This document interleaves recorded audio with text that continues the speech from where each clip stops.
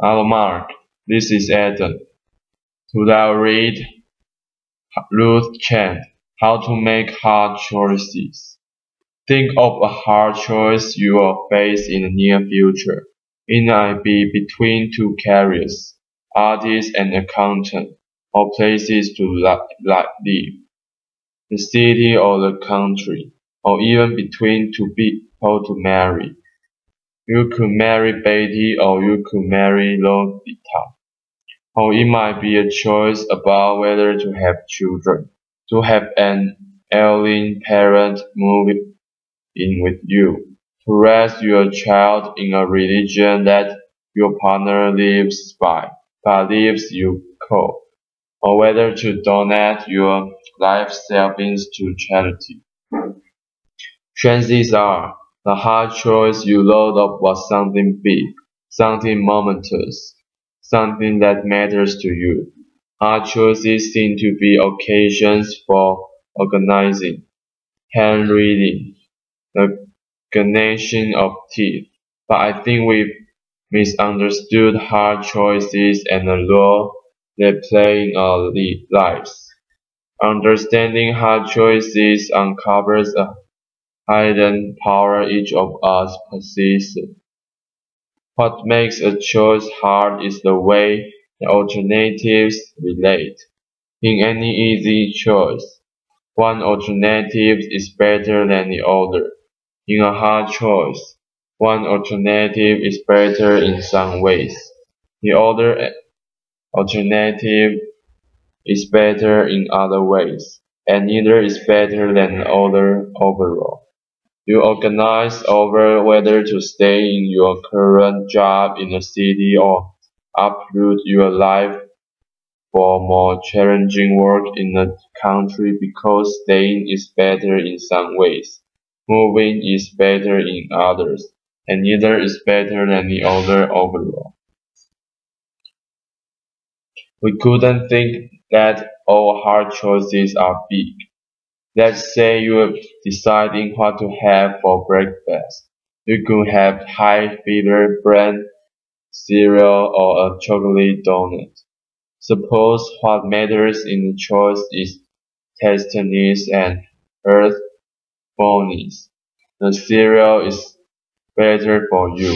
A donut tastes way better, but neither is better than the other overall. A hard choice. Realizing that small choices can also be hard may make big hard choices seem less intractable. After all, we managed to figure out what to have for breakfast. So maybe we can figure out whether to stay in the city or uproot for a new job in the country. We also shouldn't think that hard choices are hard because we are stupid. When I graduated from college, I couldn't decide between two careers, philosophy and law. I really love philosophy. There are amazing things you can learn as a philosopher, and all from the comfort of an armchair.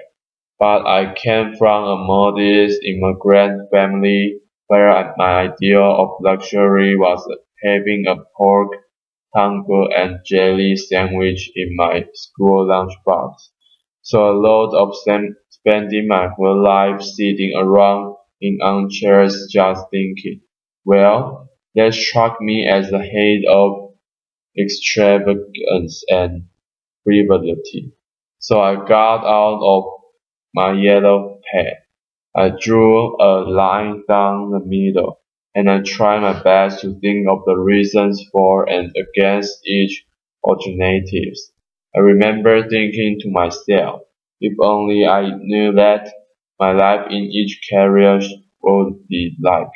If only God or Netflix would send me a DVD of my two possible future careers.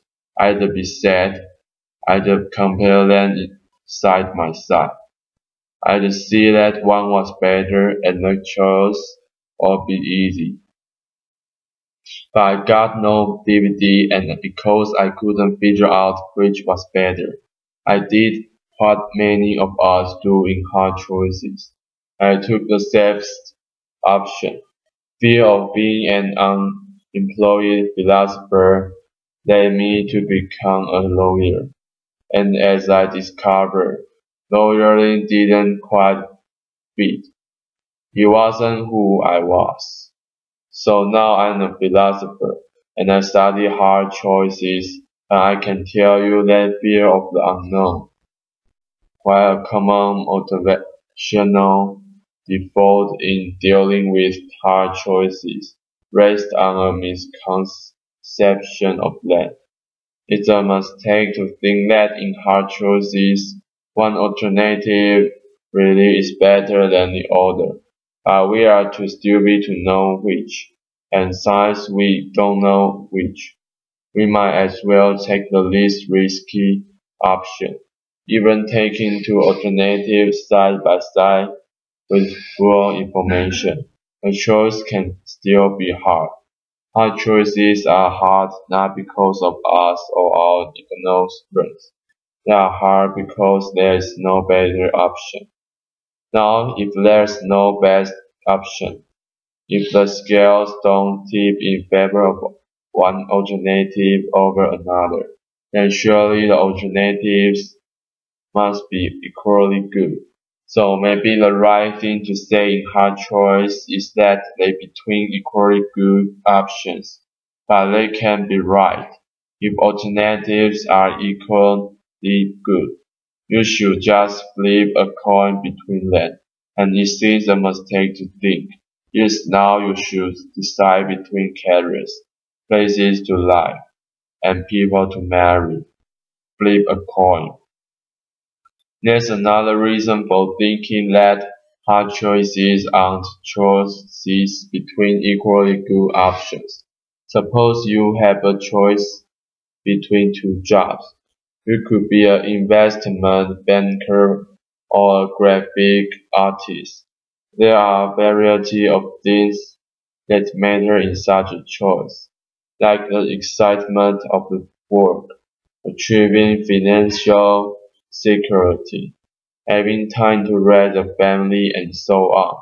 Maybe an artist's career puts you on the cutting edge of new forms of pictorial expression. Maybe a banking career put you on the cutting edge of new forms of financial manipulation. Imagine the two jobs however you like so that neither is better than the other. Now suppose we improve one of them a bit. Suppose the bank bullying you adds $500 a month to your salary. Does the extra money now make the banking job better than an artist one? Not necessarily. A higher salary makes the banking job better than it was before, but it might not be enough to make being a banker better than being an artist. But if an improvement in one of the jobs doesn't make it better than the other, then the two original jobs could not have been equally good. If you start with the two things that are equally good and you improve one of them, it now must be better than the other. That's not the case with options in hard choices. So now we have got a puzzle. We have got two jobs. Neither is better than the other, nor are they equally good. So how are we supposed to choose? Something seems to be going wrong here. Maybe the choice itself is problematic and comparison is impossible, but they can't be right. It's not like we are trying to choose between two things that can be compared. We are weighing the merits of two jobs, after all, not the merits of the number 9 and the plate of fried eggs. A comparison of the overall merits of two jobs is something we can make, and one we open to make. I think a puzzle arises because of an unreflective assumptions we make about value. We unwittingly assume that values like justice, beauty, kindness are akin to scientific quantities like length, mass, and weight. Take any comparative question not involving value, such as which of two suitcases is heavier. There are only three possibilities. The weight of one is greater, lesser, or equal to the weight of the other. Perfect properties like weight can be represented by real numbers, 1, 2, 3, or so on, and there are only three possible comparisons between any two real numbers. One number is greater, lesser, or equal to the other. Not so with values. As post-enlightenment creatures, we tend to assume that scientific thinking holds the key to everything of importance in our world. But the world of value is different from the world of science. The star of the one world can be quantified by real numbers. The star of the other world can't. We shouldn't assume that the world of is, or lengths and weights, has the same structure as the world of out, or what we should do.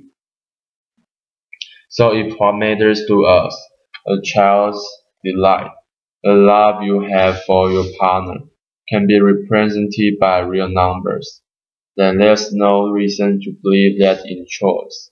There are only three possibilities, that one alternative is better, worse, or equal to the other.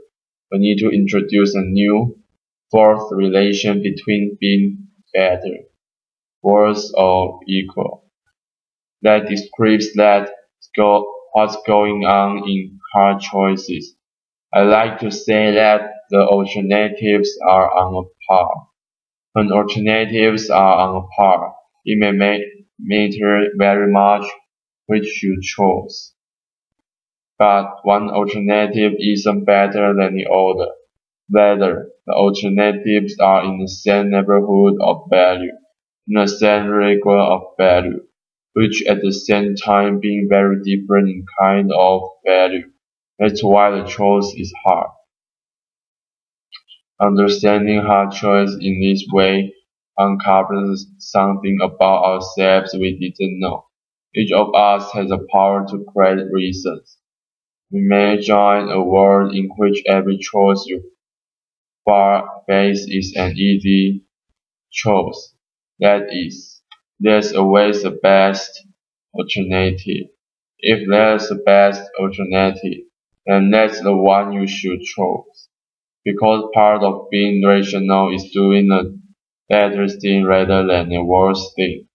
Choosing what you have most reason to choose. In such a world, we'd have most reason to wear leg socks instead of pink socks, to eat cereal instead of donuts, to live in a city rather than a country, to marry better instead of lolita. A world full of only easy choices will enslave us to reasons.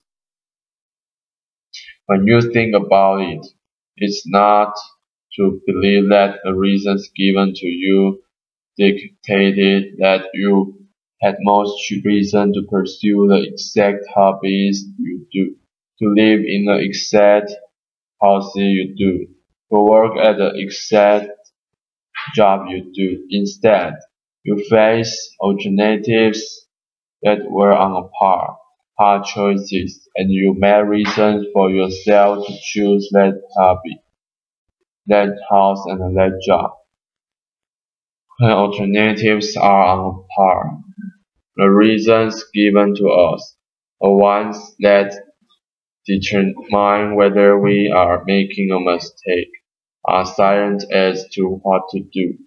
It's here, in the space of hard choices, that we get to exercise our normative power, a power to create reasons for yourself, to make yourself into the kind of person for whom country's living is preferable to our urban life.